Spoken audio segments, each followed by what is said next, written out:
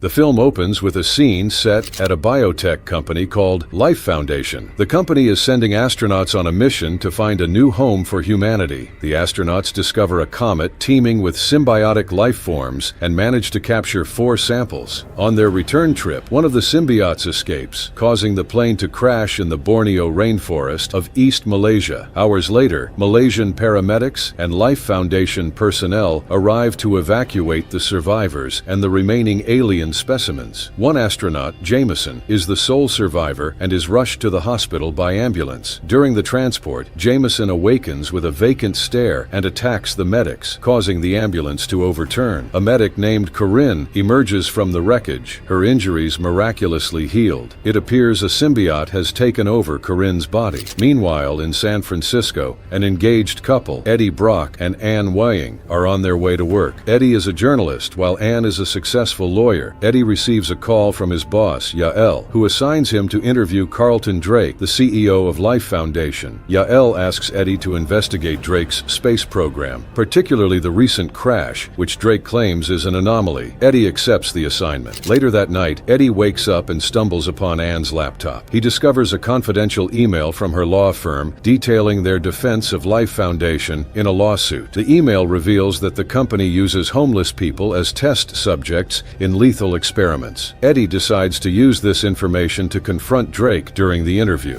The next day, Eddie arrives at the Life Foundation facility to interview Carlton Drake. The interview begins with a discussion of Drake's achievements, highlighting his rise to prominence as a young entrepreneur. Midway through the interview, Eddie throws Drake off balance with questions about the mistreatment of experiment victims. This infuriates Drake, who has Eddie removed by security. Back at the office, Eddie faces Yael's wrath for breaking protocol and potentially jeopardizing a client. Yael reveals Eddie fabricated the victim story, leading to his immediate dismissal. Things go from bad to worse. At Anne's workplace, news of the leaked confidential information results in Anne's termination as well. Disappointed and angry at Eddie's actions, Anne breaks off their engagement and returns the ring. Meanwhile, a convoy from Life Foundation arrives, carrying capsules containing the alien organisms. Elsewhere, a disturbing scene unfolds as a woman with an inhuman appetite wreaks havoc, consuming live eels and attacking anyone who interferes. This woman then approaches an elderly lady, seemingly healing her ailments and restoring her ability to walk. 6 months later, researchers at Life Foundation test the alien organisms, now called symbiotes, on rabbits. The experiment proves successful, with the symbiotes thriving in their hosts. Carlton Drake, ecstatic about the results, believes humans can survive in space by bonding with these symbiotes. He orders human trials to begin, despite the ethical concerns voiced by Dr. Dora Skirth. Across town, Eddie drowns his sorrows at a bar. Spotting Drake on TV, he decides to head home. On his way, he encounters a homeless woman, Maria, and offers her some money. As Eddie stops at a convenience store, a robbery unfolds in front of him. Feeling helpless, he watches from a distance, unable to intervene. Evicted and jobless, Eddie returns home to a pile of unpaid bills and unanswered calls from job seekers. Meditation offers little solace as the screech of a guitar shatters the silence. It's been a brutal day for Eddie. Meanwhile, at Life Foundation, Carlton Drake oversees a human trial with a symbiote. The alien creature writhes in a tube before attaching itself to a volunteer's chest. A tense moment passes, then agonizing screams fill the air. The symbiote overpowers the volunteer, crushing him from within before emerging as a monstrous entity. The next day, Eddie runs into Dr. Dora Skirth at a store. Skirth pleads for Eddie's help in exposing Drake's crimes,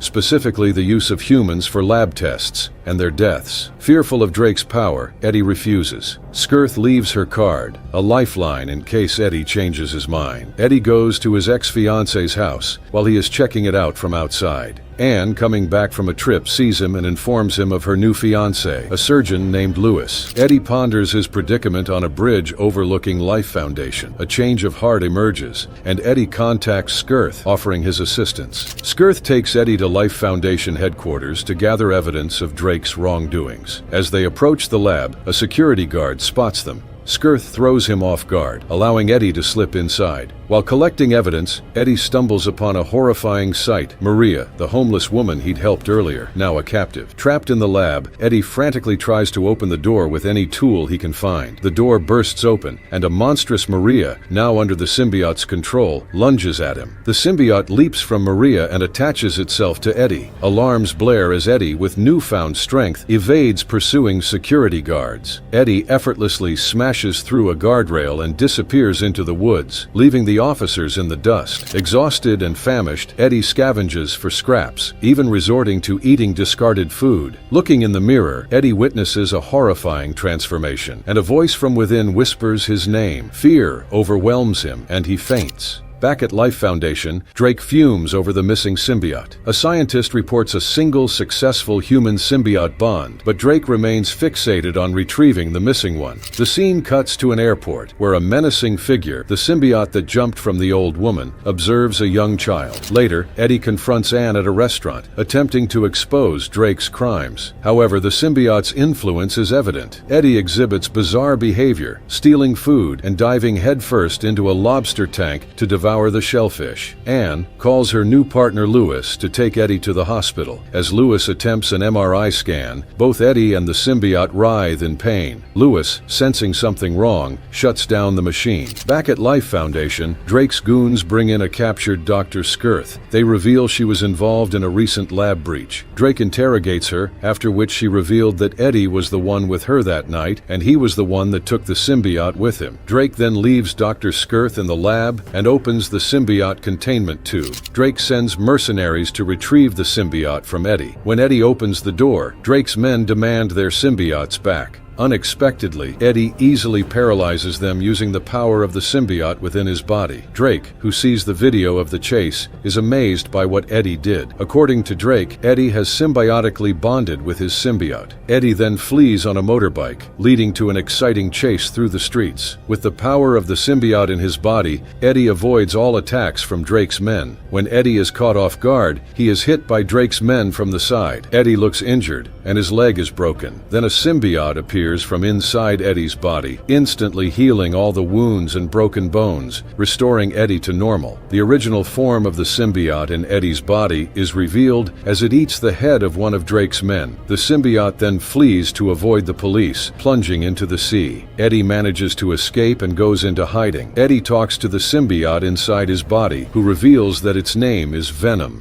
I am Venom.